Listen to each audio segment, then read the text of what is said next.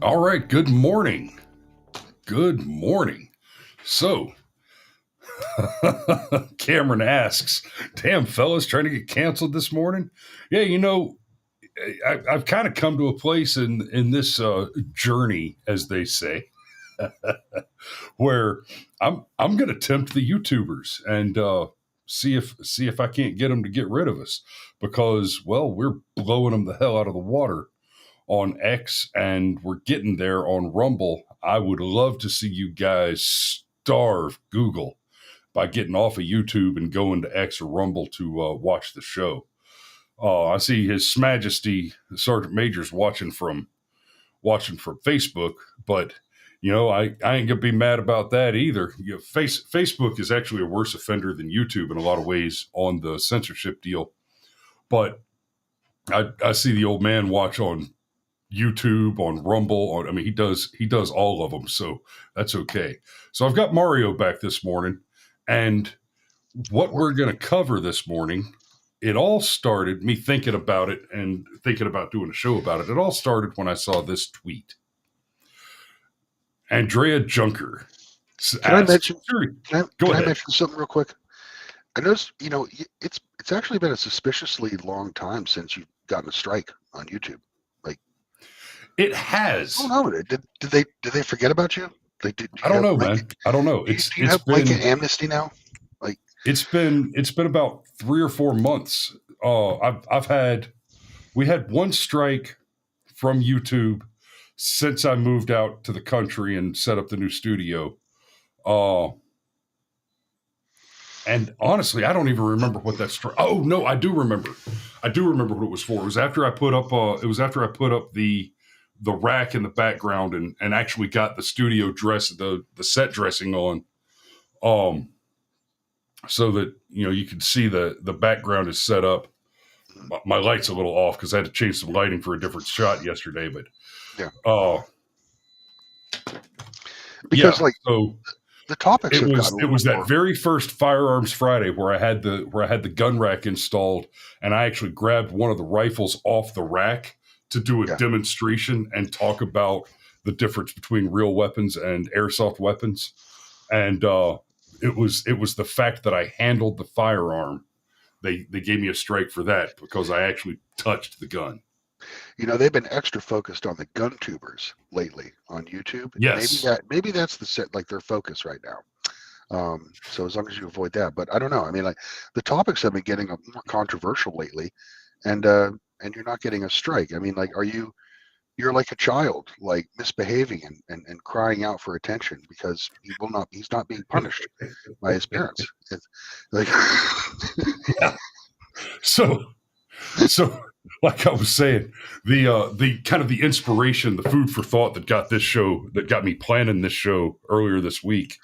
And this was a tough call too. I'll get to that in just a second. But this was the question. So this Andrea Junker asks, serious question. No, it's not. Sweetheart, you've never had a serious thought in your life. I know that because of the question you're asking here. Why are white people so afraid of becoming a minority? Does America treat minorities badly or something? Well, clearly, you think so.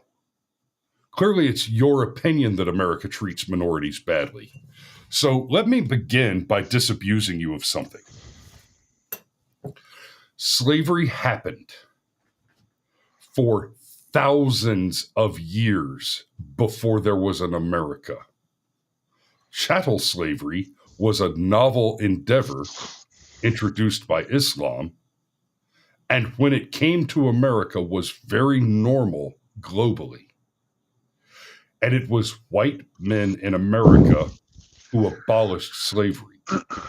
I'm not even making a claim as to the moral good or ill of that action, but given the questions at hand, the fact is that this woman believes that it was good to end slavery, and she refuses to accept that that was done by white men. So as far as the question of treating minorities badly, let me ask you, honey, how have white people been treated by minorities historically, especially within the last 60, 70 years? Right? America doesn't treat. So if you're going to ask the question, do white people think that America treats minorities badly? Then, and your premise is that white people are becoming minority, then let me ask you this. If I accept your premises that white people are becoming minorities and minorities are treated badly in America, which is something that you clearly believe, then certainly we should be disinterested in being treated by minorities in the way that they treat white people generally, let alone in the case that they wield institutional substantial power. We see them currently wielding substantial institutional power, and the result is we see people who are clearly not guilty of actual crimes being charged, like the McMichaels, like Derek Chauvin, right? Being convicted and having their lives ruined, right? While at the same time, you've got people, or Am I a Racist? The film by Matt Walsh, the new movie by Matt Walsh. One of the really instructional bits in there, he goes to the Washington Monument with in the film with a petition, and hundreds of people sign his petition to rebrand the Washington Monument to the George Floyd Monument. I shit you not. And then Sergeant Major beat me to it. We had already discussed bringing this up. Then you look at South Africa, and the result of white people becoming the minority in South Africa was not just violence and I mean it was genocide. And it wasn't just a genocide. It's not just a genocide that's going on over there. It is a state-sponsored and explicitly underwritten activity of the government to genocide the white people in South Africa. So South Africa is like DEI policies, the final phase. Okay. Correct. But I would, as for that question, does America treat minorities badly? I don't know. I think America is probably the best country on earth if you were a minority to live in. Okay. Just because of the protections you get for the rule of law.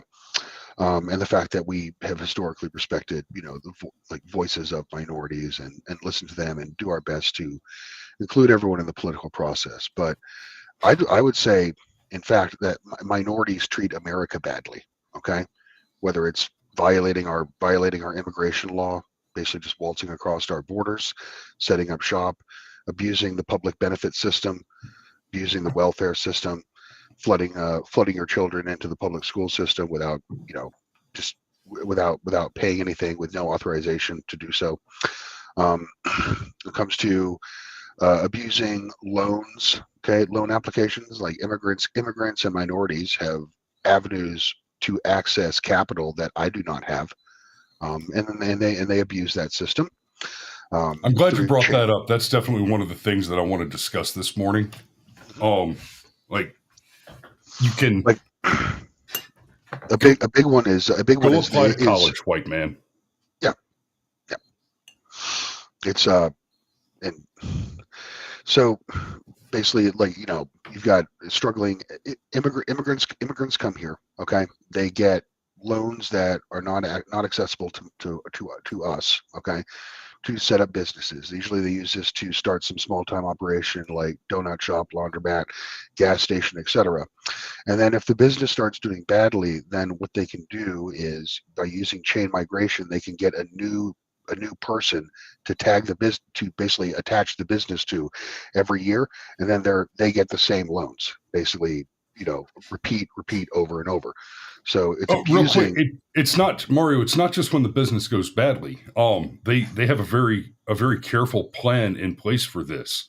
They bring them over in onesies and twosies. The Indians and the Middle Easterners are especially notorious for this. That's why so many gas stations are staffed the way they are. They get the loan guaranteed to them, and then what they do is they bring in the next guy. Yeah, that's what I'm saying. They put the business under him, and they use his loan to pay off the loan. So Yeah.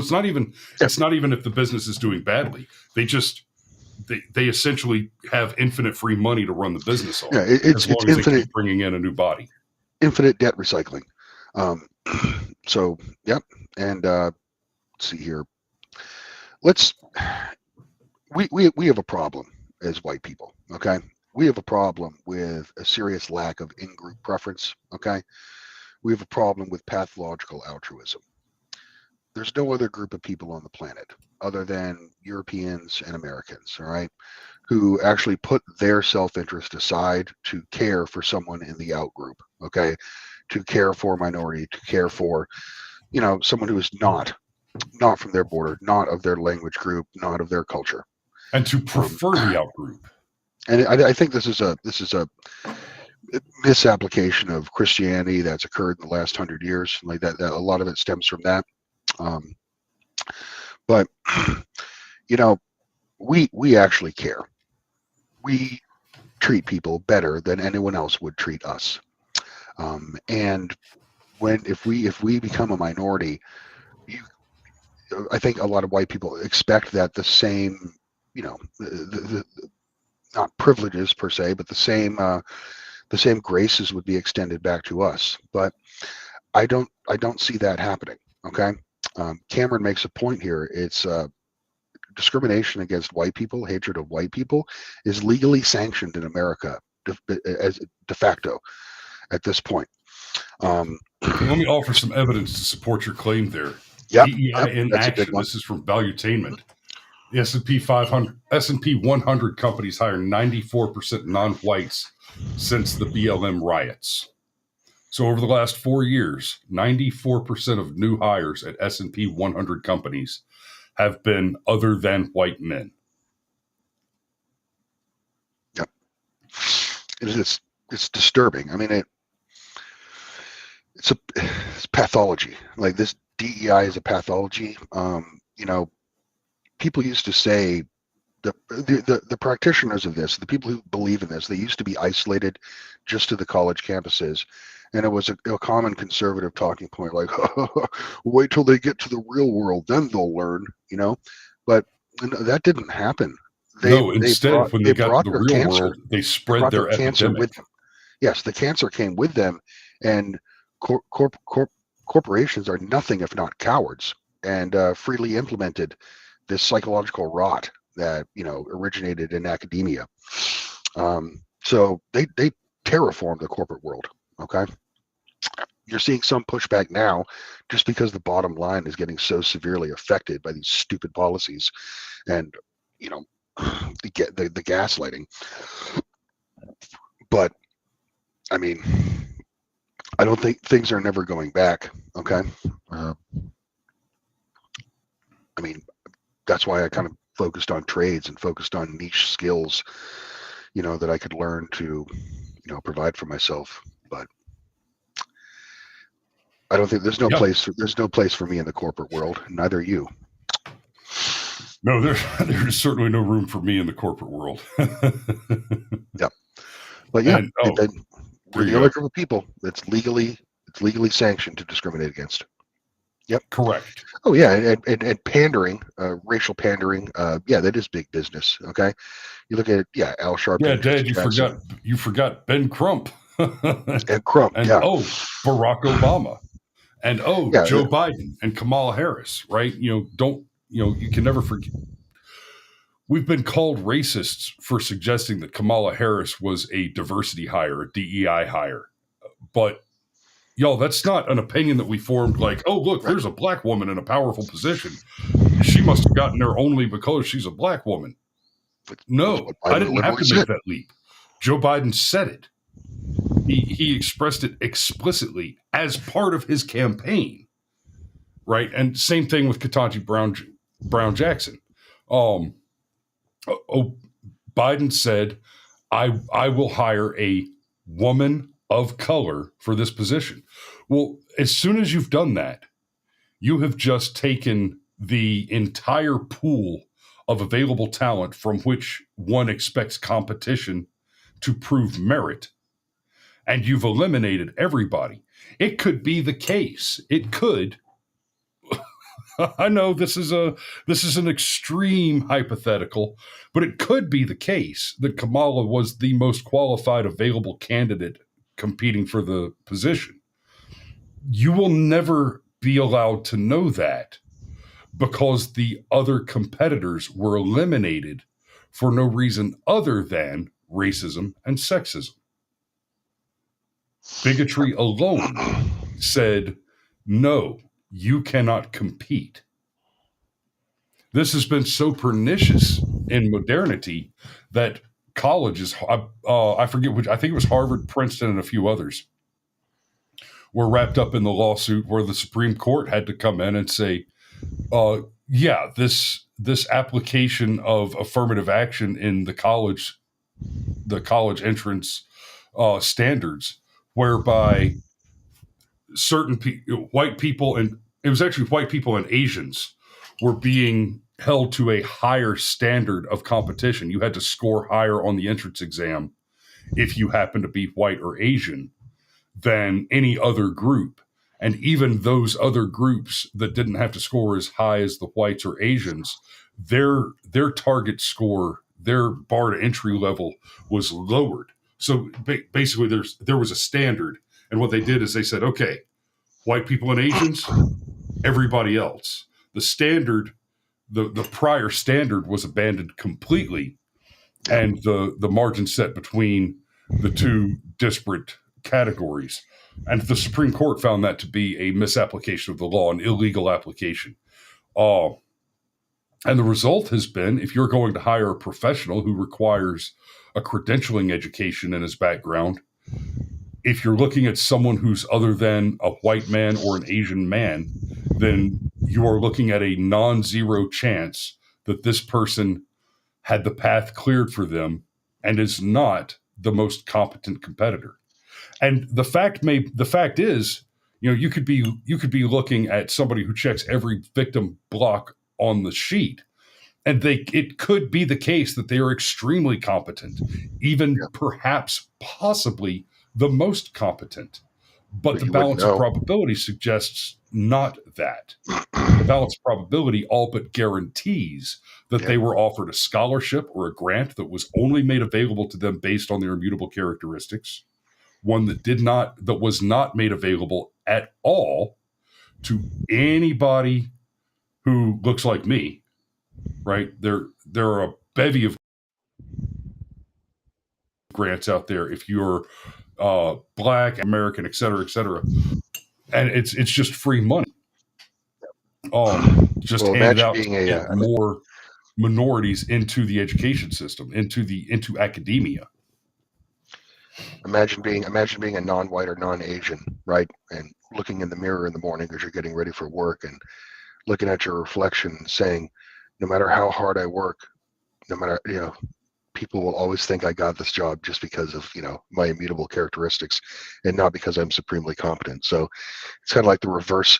It's the reverse problem of back when you were openly discriminated against, Right. because now there's the perception.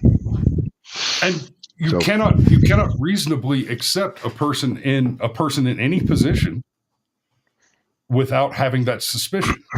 what do you think the source of the competency crisis is? It's exactly what you just talked about. Okay. People Yes. getting into a position that they were not qualified for just to meet certain DEI or affirmative action metrics or whatever.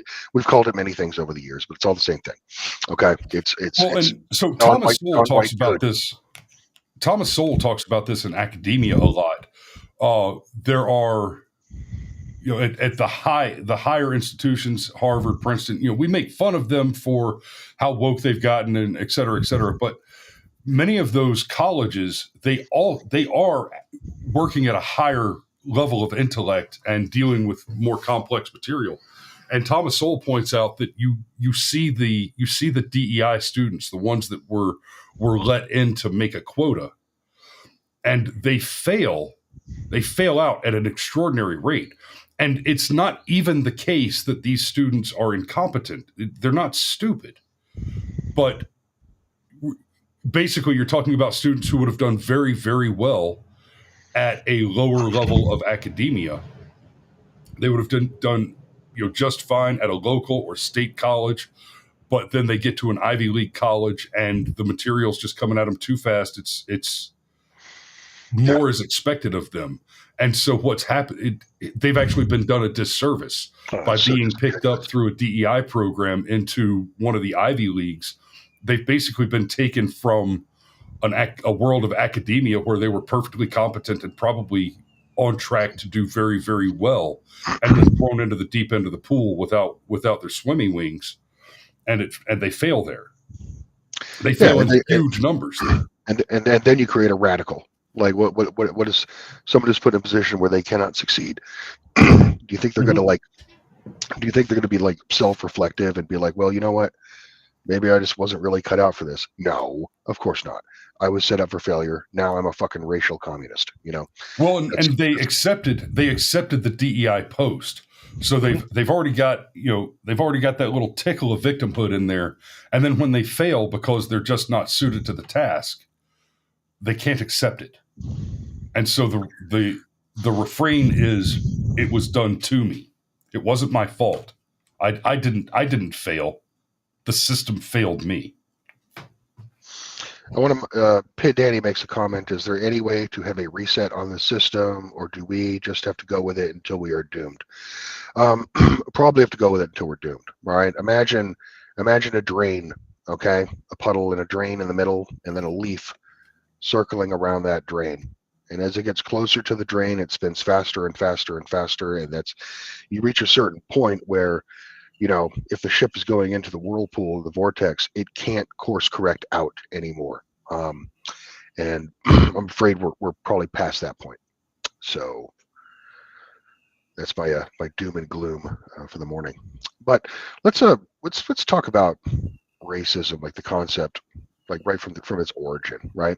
So this is a Yes. relatively new term. Okay, the term racism or racist was invented by Leon Trotsky. Okay, in the years prior, in the years of political agitation prior to the 1917 revolution in Russia, and he invented that term racist for one particular reason. It's because the majority of the Bolsheviks, okay, of the intelligentsia of the Bolsheviks, were not ethnic Russians. Okay, they were an outside group of people um, who, and the Russian people were noticing that, hey, like all these people at the head of this revolution, which is supposed to enfranchise us all and liberate us all from the impression of like logos based monarchy. Um, they're not actually us. They're another group of people. And Bronstein, yeah, Bronstein, that's Trotsky's actual real name. Um, so Bronski created the term racist as a way to shame. Yeah, I know. I'm dancing here, man. I'm dancing. All right.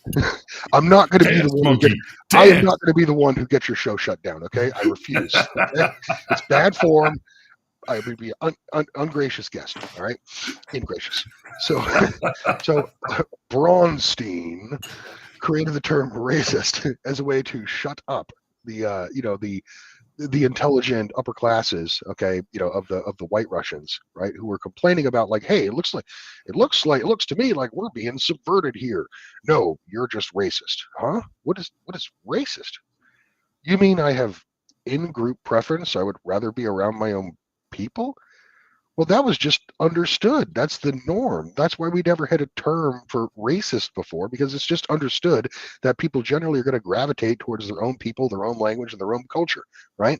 It's like, would you have to explain to someone in like 17th century Europe, like, well, you're a German. Well, you're a racist because you clearly prefer the company of other German people as opposed to Polish people and speaking Polish. Like, yeah, no shit.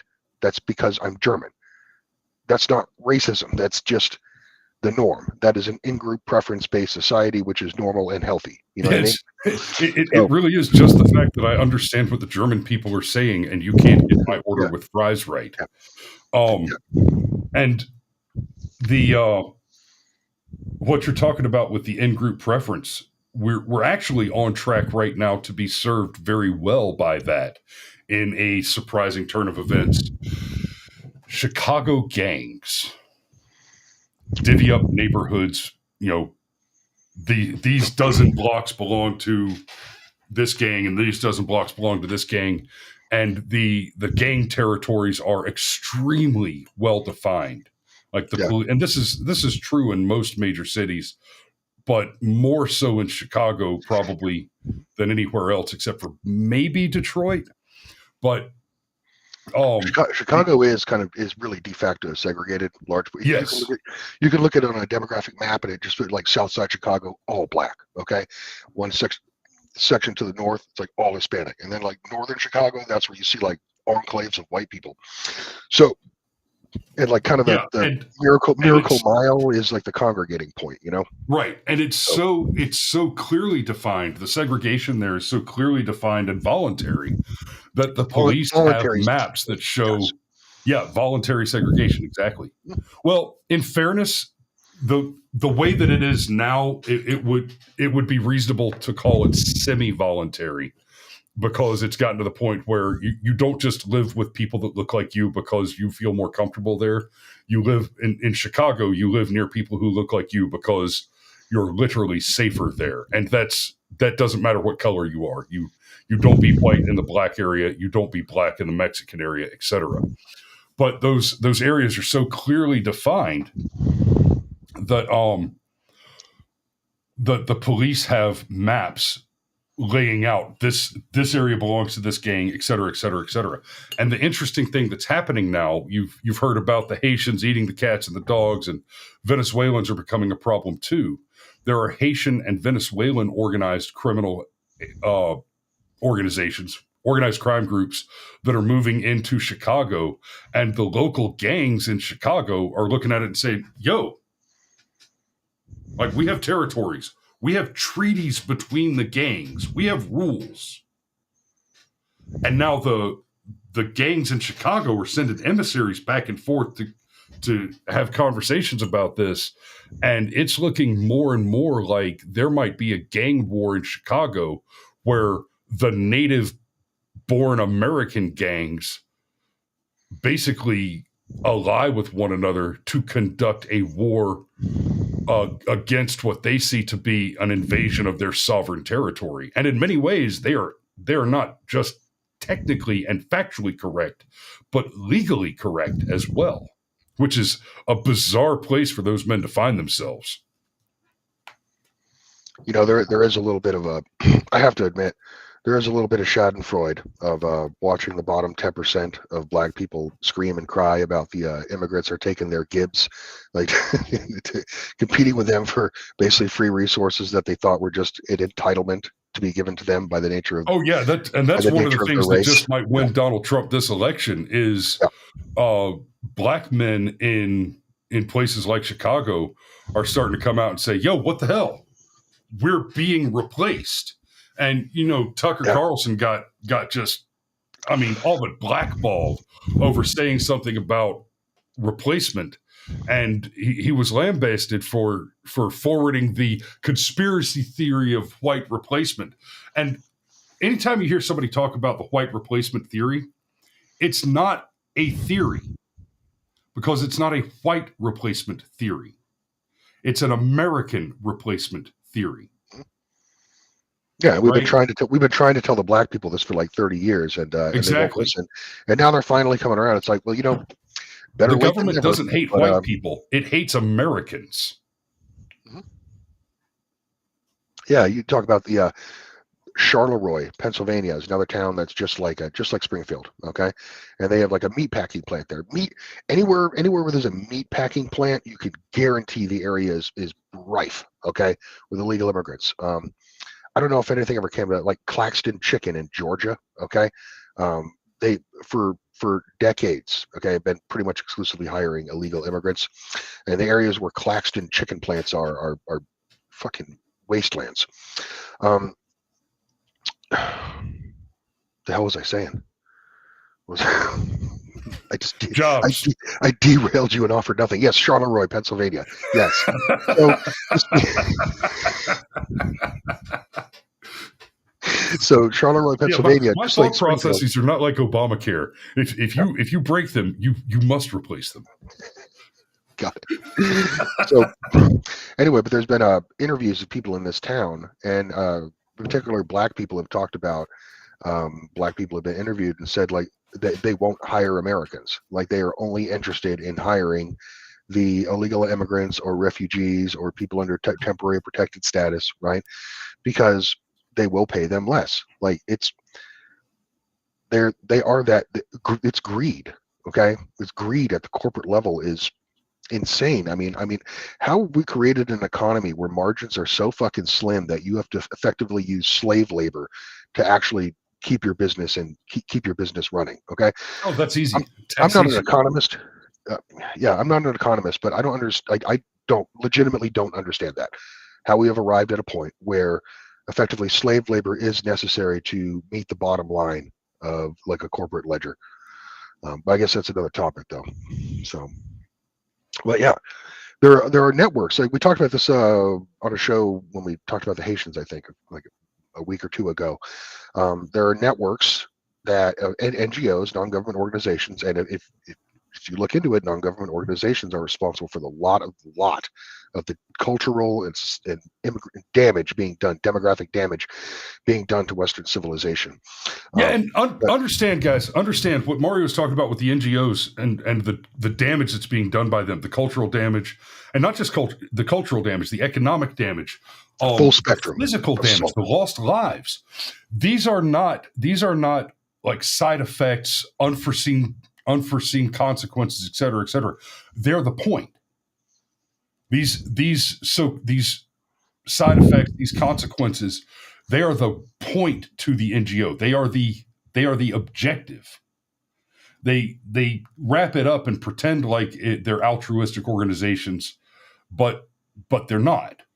The NGOs, the vast majority of these NGOs exist for the almost express and sole purpose of destroying American hegemony and replacing it with a one world governmental structure. yeah. They seek absolute global tyranny. Mhm. And anytime you meet someone and they tell you that, oh, I work for a nonprofit, be suspicious of them. Okay, be suspicious of them. That's probably some type of non-governmental organization. They're fucking termites. Anyway, so We need to do a show on this topic, and I agree. because like for one, don't give money to charities, right? Because here's how that works: there's a big one, and they get grants from the government. They get gigantic grants. Then they pay their people, they pay their bills, and they take the rest of the money. And instead of giving the money to the individual charities that their organization purports to, or to the individual causes, right? Like, say you're talking about a disabled veterans charity, a great, one of the big national ones. They get a big pile of money. They pay their overhead, and then they take the remainder, and they divvy it up and give it to the next down level group of charitable organizations. And then at that level, they do that again. They take that already diluted grant money, they pay their bills, and then they break it down into smaller groups and smaller groups, so that the vast majority of the government grant that is given to the NGO is paying the expenses of organizations whose only function financially is to pay the expenses of the next downline organization. It's trickle down money laundering. you're right, Sergeant Major, about a lot of Catholic charities being used to like basically funnel migrants. Okay, funnel migrants into America. The Lutherans also have a terrible track record. Okay, in the Midwest. Yeah, because they worship Lucifer.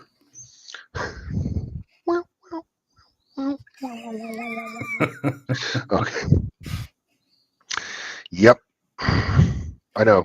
Was the did you take part at all in the, what was that called, the military, when we were like, they would shame you every year into giving like a 1% or something to this charity?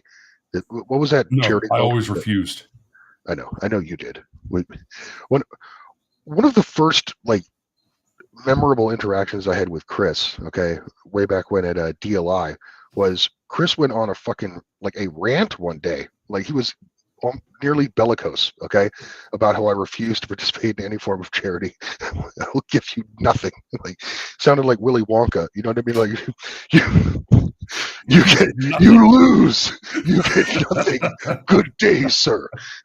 Oh, Waller. Yeah, AER. That's it. AER. Thank you. Yep, that's it. No, no. AER was different. No, AER was no, different. that's a good one. That's the emergency relief. Yeah. Yeah. Yeah, that's the one where you're building a fund in case one of your soldiers gets in trouble. Right. And I did contribute to AER. Mm-hmm. Yeah, so did I. No, the other one where they come around and they hand you a list of charities and say, "Hey, you need to give 1 or 2% of your paycheck to one of these people." And oh, by the way, we're going to have a pizza party if we can get 100% participation. And I'm like, yo, with 1 or 2%, I can buy fucking pizza. Yeah. I can buy myself tacos. Adults getting excited by a pizza. I think that with the military is just like some Dunder Mifflin, like fucking, it's like something from The Office. All right. It really is. When you're not deployed, active duty is The Office. It's staplers and Jello molds and swapping the gender signs on the bathrooms, standing around smoking cigarettes for an entire paid day of work instead of just saying, you know what, I've got nothing for you. Fuck off. The mission is looking for a mission. It's like, well, we got nothing on the training schedule today, so I'm going to need you to paint one side of these rocks white and one side red. We'll send them over to EOD to mark minefields. My favorite was all right, well, let's go down to the Connex yard. You know what I mean, next to the motor pool. Let's start opening up Connexes. Inventory. What's inside? Yeah, let's go count the gas masks. Yep. Oh, I tell you, one time we found a box. We found a box of Surefire flashlights that were not on the books, that had been written off the books, and yeah, everyone except me got a Surefire that day. How did you fail to secure stolen property? It was laid right in front of you, white man.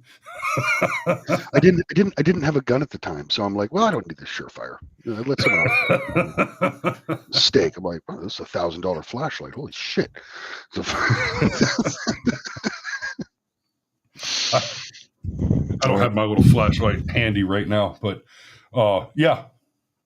Okay, so we have veered way off the topic, but I think we've treated it pretty well this morning.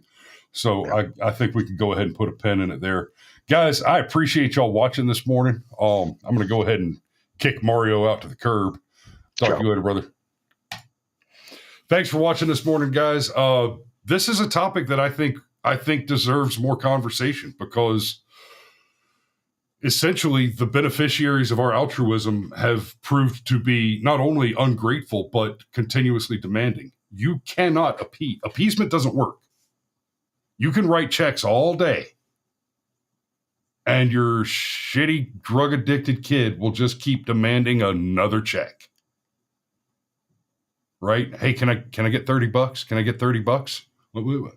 A tenth is $30. If you don't know what that is, bless you for not having those problems. I haven't had to deal with those problems with my kids, and I hope never to, but I've had friends go through that shit, and it is what it is. The victim mentality of American minorities looks very much like the mentality of kind of Stockholm victims. They get married to their abusers, and the thing you have to understand is the abusers are your Al Sharptons, your Ben Crumps, your race hustlers, right? They create the abuse so that they can cultivate the victim mentality because there's a profit in it. It's they can consume the necrotic tissue around the entry point. And that's, when you see these race hustlers like Sharptons, Crumps, etc., Cornell West, right? What's his face that wrote the anti-racist stuff? Ibram X. Kendi, right? You're all these professional anti-racists. That's what they do. They enter the host. They inject poison so that they can consume the necrotizing flesh around the entry. So, yeah, a little less funny today, a little more serious topic, but I appreciate you guys watching this morning. Do me a favor, hit that share button. Share. And I want you guys, to the greatest extent possible, to get out of the habit of watching us on YouTube. Go to Rumble, go to X, go to Twitch. I'll probably be on Kick soon. And yeah, go find us on the alternative platforms. Let's starve Google. Let's declare a social media holodomor on the censorship platforms. So y'all be safe out there, guys. We love you, and we will see you tomorrow.